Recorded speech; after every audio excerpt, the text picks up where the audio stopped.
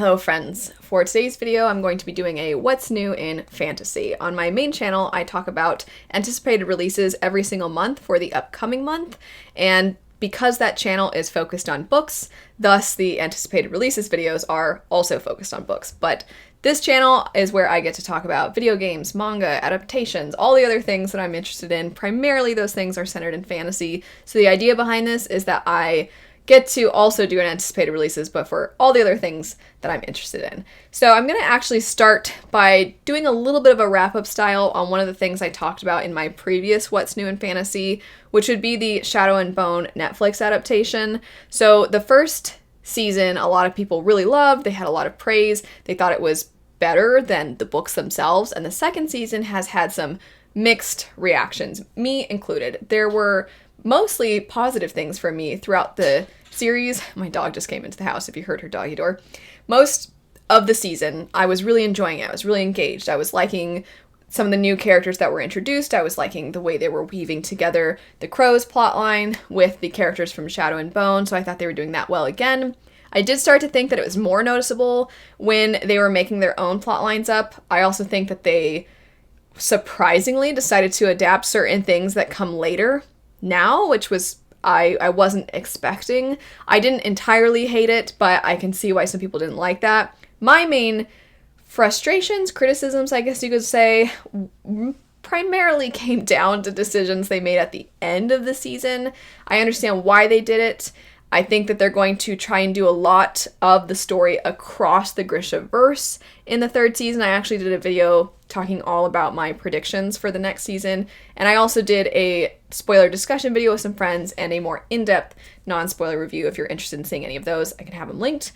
But I think I'm worried because I have an idea of where they might be going with certain things. I understand why they're trying to set up certain plot lines, but I'm also worried that they've taken on too much, that the next season's going to have way too much going on. I don't know. I've also heard rumors that there's going to be a spin-off, so then they won't have too much going on within one show because they'll have a literal different show for some of the characters. I don't know if that's actually going to happen. I also know that there's been so many writer strikes and everything that it might put a hold on a lot of plans. So I don't know, but I still enjoyed overall the second season. I have thoughts. I am nervous, but they haven't tanked it. It's not been atrocious. As far as adaptations go, I think it's been pretty good. So those are my wrap-up thoughts on that last thing I mentioned, because in the last What's New, I was just excited because the show was about to come out. Another thing that I've touched on recently, and then I wanted to fill you in on a little bit more. So Threads of Power, which is going to be the new series by V.E. Schwab, that's a continuation of her Darker Shade of Magic trilogy. The new series is going to have very different cover style. Its art style is going to be very different from the original trilogy, which I found disappointing, but whatever, it's fine. However, in what I think is a cash grab, they're redoing the covers of the first books in the same style as the new series, and I'm like, no, please don't, because it's like my least favorite version, and there's so many. I did a video about a bunch of the different editions of the series, and this is probably my least favorite. And they've since released the second and third covers, the second book and the third book in the original trilogy. They've released these new style of covers, and I don't like them. And I'm curious your thoughts. So when I talked about this last, it was just the first one that had been shown, but now we have all three. And the other frustrating thing is I'm like, are you gonna release them in hardback? Probably not. You're probably gonna release them in paperback. But the new Threads of Power book is probably gonna be hardback. That's my guess. I don't know that for a fact, but that's my assumption, and that's even more frustrating because I'm like, at least make them hardcover, because if you're gonna redo something to make it, sorry, I can just hear that I'm sounding very agitated, and I'm like, this is not a big deal in the grand scheme of life. But if you're going to make these new covers so that they match the art style of the new series, then why would you not make them hardbacks so that they literally match? But I'm like, just keep the style. So this is the one I held up, is actually the UK edition, and I hold out hope that the UK edition will not do that they will just release the new book with the same art style or some variation of that art style, because it's a great art style. And it actually evokes imagery.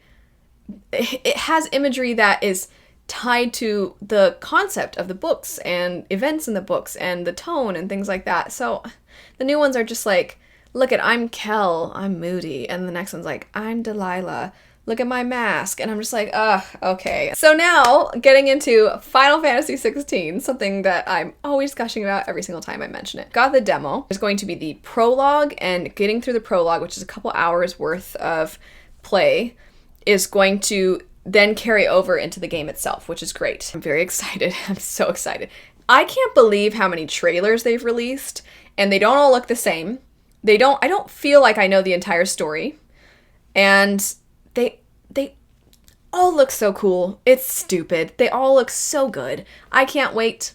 I plan to have a lot of Final Fantasy content in celebration for this one. I'm also really excited because I've been a Final Fantasy fan since I was a little kid. And aside from 15, which was a little bit of a letdown for a lot of us, there hasn't been a main installment in the series that's come out since I've been with my husband, which I've been with my husband for a really long time. We're both fans of video games, but Final Fantasy X obviously came out years and years and years ago. I loved 12, but I played that before I met him. And then there's 15, which, like I said, did come out at a time when we were together, but it was like, this isn't what the series has to offer, I swear. And I've gone back and showed him 10 and things like that, but I'm just really excited because we get to both be on the hype train. He's on the hype train too. We're both really excited. And I think he was a little less on the hype train for a while, and then showing him some of the trailers, he's like, that game looks so good. I'm like, I know. After that, Witcher. Great game. But the Witcher 3 trailer was released. I did say in a video about series I don't plan to continue on with that I don't plan to continue on with the Netflix adaptation, just because I don't think that anything they've put out has been exceptional. I thought Witcher Blood Origin was not good. I thought Nightmare of the Wolf, I'm like, it kind of feels like you're changing the lore a little bit. I know people say that about Blood Origin, but there's a certain important aspect to Nightmare of the Wolf that I'm like, that kind of goes against the books themselves, which is apparently what you're adapting, but all right. And then Witcher Season 1 and Season 2, like there's a couple of episodes or a couple of moments here and there that are solid, but for the most part, I don't think it's very good. And then they dropped the Witcher 3 trailer, and I'm like, gosh darn it if that trailer doesn't look good. And ironically, it looks the most like the books, which I do think is interesting because everybody's theorizing that the reason Henry Cavill left is because the showrunners have no respect for the show, they don't have respect for the source material. I'm not going to get into that. All I'm going to say is I find it kind of ironic that the third season looks the most like the books, like it's actually honoring the plot lines in the books, and apparently that's when Henry Cavill's like, peace out. The trailer looks good, but the trailer has looked good for every single one. It's looked good for both the seasons, it's looked good for both those spin-offs, and I have liked none of it really, so I don't know. I guess I'll see what people say. I have a feeling that no matter what, people are going to be like, it was really good, but it's too bad because Henry Cavill won't be coming back, and so in my mind, this is the last season, and I think people are going to maybe view it in almost a more positive way because it's Henry Cavill's last season as Geralt. So I don't know. Maybe I really don't want to watch it, but maybe I'll watch part of it just to see. I don't know. I'm pretty done with it. Where are you with Witcher? I'm very curious. Second to last thing, just a little update. I am very excited and I am eagerly awaiting season 2 of Arcane. And I looked into it recently, and it would seem that it's not coming out in 2023, because that was a thought for a while that it might come out this year, but from what I've seen, it does not appear it's going to be coming out this year, but fingers crossed for 2024. So just wanted to give you that heads up if you, like me, didn't know that and you've been waiting for that season 2 news. Last thing, I believe it's pronounced Neva. This is another trailer that I saw recently, and oh my gosh, if you haven't seen this trailer, you have to watch it. This game looks so good. The art style, the music, the storytelling. It reminds me in some ways of Ori, where the storytelling is very minimal and there's not really anything spoken to indicate what's going on, but just like I said, the imagery is just so, it evokes so much emotion and thoughts, and it kind of tells you everything you need to know without actually telling you, saying anything to you. It's like actual show don't tell to the extreme, and it's breathtaking. It looks so good. Both the times I've watched the trailer multiple times, and 2 of the times I was like, gosh darn it, am I gonna cry? It looks phenomenal. And it actually has led me to check out the other game that this developer has made, and I'm enjoying that other game, so I can't wait for this one. I don't know too much about it, but I'm very excited. It looks great.